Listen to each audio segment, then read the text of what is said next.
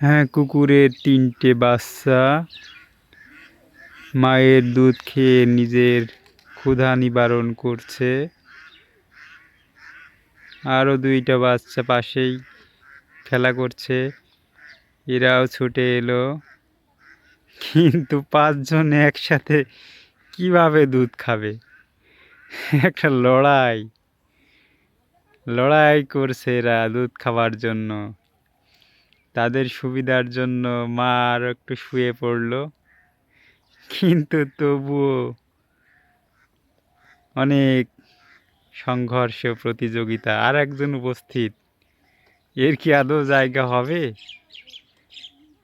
হ্যাঁ, আসলে জীবন মানেই যুদ্ধ।